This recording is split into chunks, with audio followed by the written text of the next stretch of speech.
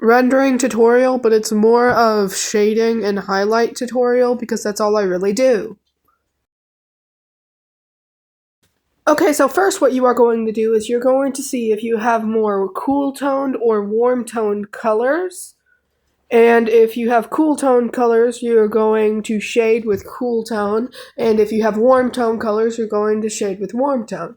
Which cool tone means you're going to shade with blue, and warm tone means you're going to shade with red or a magenta dark pink.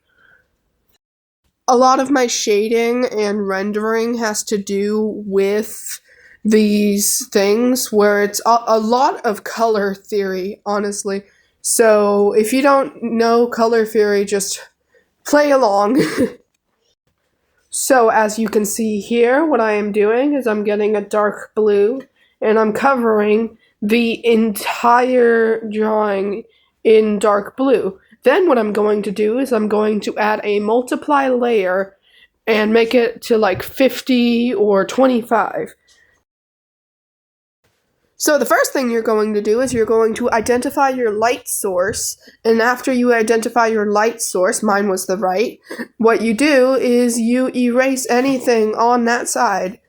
You have to make sure it actually follows the form of whatever you're drawing, but that's pretty much the gist.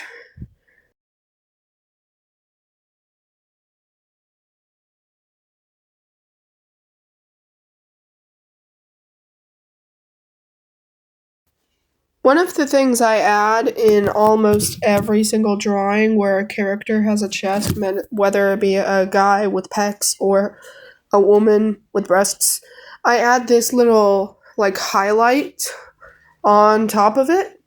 It's I don't know how to explain it, but it makes it look better.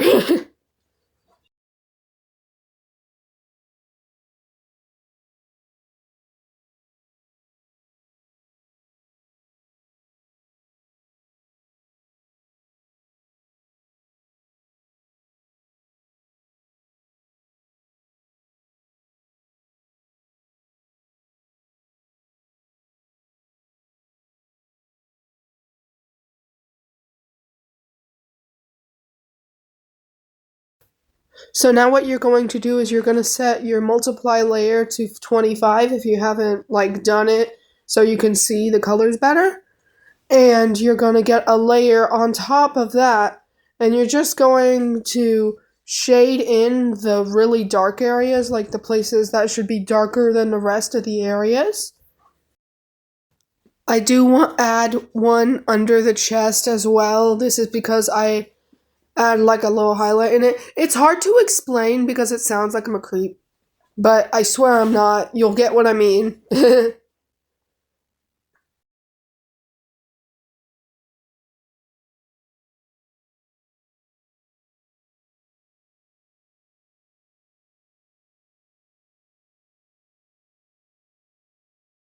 Now it's time to recolor that shading. What you're going to do is you're going to unclip it from the base color and then get a warm color and sort of go over it so it's all warm toned where you have warm toned stuff, such as the skin if they're human, um, the clothing if some of the clothing is like that, and obviously in the vice versa, if you have a warm toned character, it's reversed. You change this for the cool toned.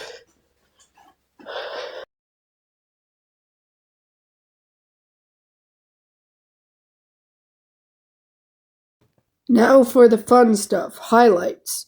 So for the highlights, you're gonna get an overlay again, and it's gonna be on hard light. I originally put them on multiply for some reason, but that's what you're gonna do. So what you're going to do is you're going to go to the opposite side of the color wheel. And then what you're going to do is you're going to make it match if the thing is cool toned or warm toned. For example, mine was originally yellow, but that's not cool toned. That is warm toned. So I swapped it to green because that's the closest cool toned thing I could do. Do not add highlights into the eyes yet. We're not at that step. And what you are adding highlights to is you're adding the backdrop light. or the reflective light. That's what it's called, sorry. So you're adding reflective light, meaning you're only going into shadows to do it.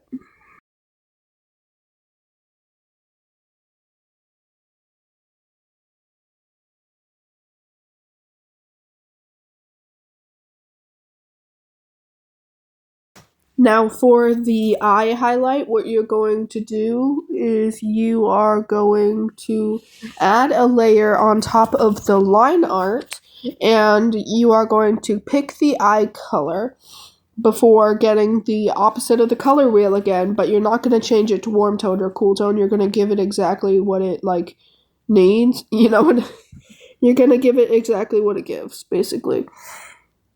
And then you're going to add a little white in it afterwards.